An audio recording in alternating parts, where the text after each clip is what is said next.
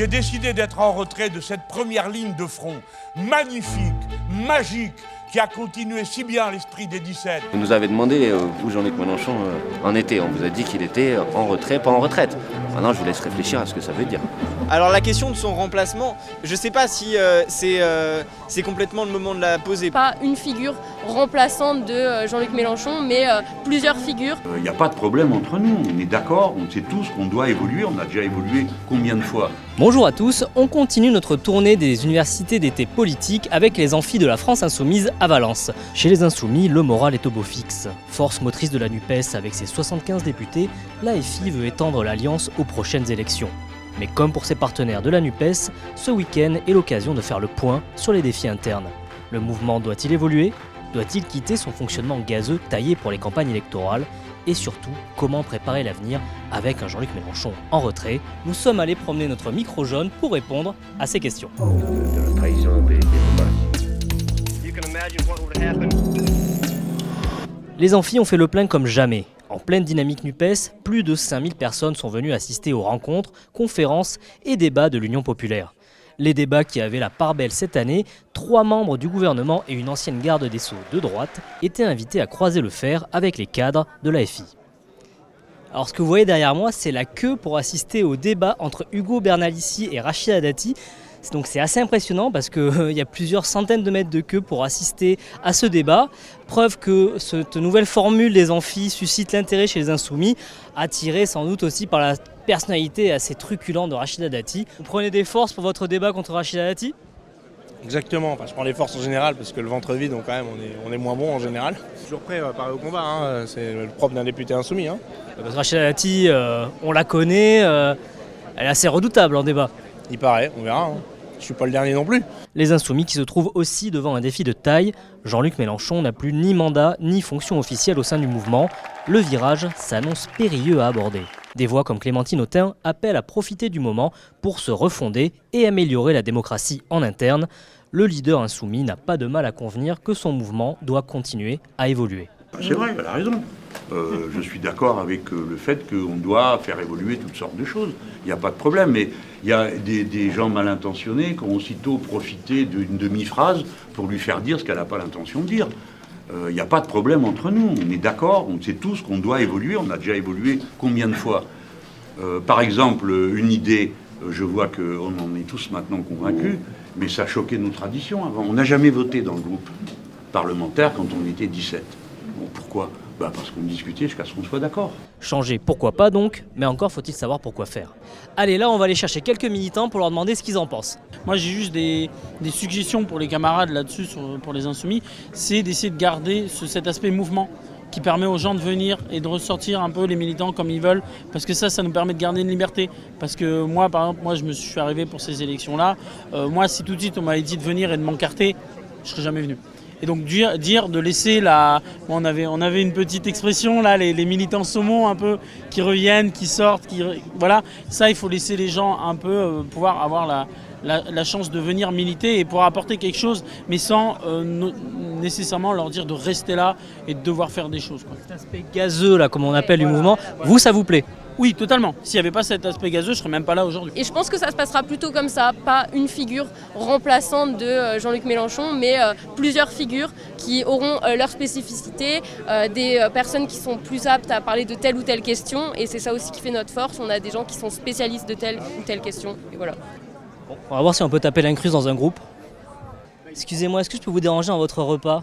Alors la question de son remplacement, je sais pas si c'est complètement le moment de la poser parce que alors certes il est âgé, mais il a permis ce rassemblement et pour beaucoup de gens, même dans les autres organisations, il incarne ce rassemblement, surtout en étant en retrait finalement de toute forme de fonction. Il n'a plus le pouvoir qu'il avait avant. Aujourd'hui par exemple à l'Assemblée, c'est plutôt Mathilde Panot qui a ce leadership. Son remplacement, on peut parler de passage de relais, voilà. Il a utilisé ce mot-là. Bien sûr, mais après la question se pose, s'il y a une dissolution de l'Assemblée nationale, ce qui n'est pas du tout impossible, quand on voit les débats extrêmement électriques qu'il y a en ce moment, il est évident que pour trouver un candidat pour le poste de Premier ministre, c'est assez naturel de penser encore à lui. 42, 38... Donc ici c'est un peu ce qu'on avait avant, donc avec Mélenchon qui passe la relève, et donc la citation de la fin de son discours, le fameux « faites mieux ». donc la relève et donc les nouvelles têtes pensantes un petit peu de la France Insoumise, donc avec Adrien Quatennens d'un côté, donc qui est secrétaire général de la France Insoumise, et Mathilde Panot, donc la présidente à l'Assemblée nationale. Adrien Quatennens, Mathilde Panot, pour vous c'est la relève, c'est l'avenir du mouvement ? Ben voilà, c'est un peu les deux figures qui aujourd'hui sont vraiment à la tête et qui continuent à lancer cet élan dans le mouvement et au-delà, donc forcément avec la NUP et avec tous les accords qui sont avec les autres partis. L'enjeu il est important quand on a à ce point une figure qui a été structurante pour le mouvement comme celle de Jean-Luc Mélenchon, réussir à, pour la prochaine échéance, donc 2027, trouver quelqu'un pour prendre la relève, c'est pas évident. Oui, ça d'ailleurs il y a encore plein de gens dès l'élection passée qui commencent déjà à se poser la question, mais du coup ce sera qui pour 2027 ? Est-ce qu'il y aura des élections intermédiaires pour choisir qui ce sera peut-être ? Ou est-ce que ça va se faire tout seul, de façon naturelle, au fil de ce quinquennat ? Et ça reste une question, je pense, qui est encore très ouverte et pour laquelle sûrement il faudra consulter notamment la base militante et voir un peu ce qui s'en dégage, quoi. Un cadre nous confiait que presque tout le monde est d'accord sur le principe. Définir les modalités sera une autre paire de manches, un chantier à suivre dans les mois à venir. On est là. Les amphis se sont conclus par le traditionnel meeting de dimanche en présence des alliés de la NUPES. Et celui qui a emporté le suffrage du public, c'est le socialiste Pierre Jouvet, très en forme. Je veux vous dire aussi le plaisir qui est le mien d'être invité à conclure des universités d'été de la France Insoumise, tant pendant des années, le Parti socialiste était plutôt habitué à clôturer les universités du MEDEF. Nous avons décidé de reprendre la place qui aurait toujours dû être celle du Parti socialiste, au cœur de la gauche, avec toute la gauche. Puis Jean-Luc Mélenchon a pris la parole pour tracer le cap des mois à venir. La NUPES vit, la NUPES vivra et elle va continuer la lutte. Elle reste notre stratégie fondamentale pour convaincre le très grand nombre que nous ne perdons pas une seule seconde à la dispute. Et je vous le dis, à la dispute, non, ce n'est pas une querelle que nous avons eue. Nous n'étions pas fâchés, nous n'étions pas d'accord. Et maintenant, nous sommes d'accord. Permettez-moi de vous le dire, dans la position singulière qui est la mienne dorénavant et depuis ces 3 élections qui ont eu lieu. J'ai décidé d'être en retrait de cette première ligne de front, magnifique, magique, qui a continué si bien l'esprit des 17, l'extraordinaire groupe de 75 que dirige avec brio, force, enthousiasme, Mathilde Panot. Ne vous résignez pas. Et puis, je l'espère, nous aurons une belle marche à la moitié du mois d'octobre. Et sans doute parce que tout le monde saura qu'il y a une belle marche commune à l'appel de ce collectif qui vient de se constituer, dans lequel il y a la NUPES, mais aussi des syndicats, mais aussi des associations.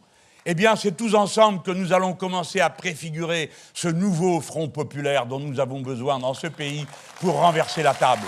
Jean-Luc Mélenchon est en retrait, mais pas en retraite, et il continue à tracer la ligne. Les réorganisations internes attendront un peu. La priorité, c'est l'urgence climatique et la défense des services publics, et surtout continuer à fédérer les différentes forces de la NUPES pour créer un front populaire avec un objectif, la mobilisation de tous dans la rue et à l'Assemblée pour une rentrée politique qui s'annonce musclée.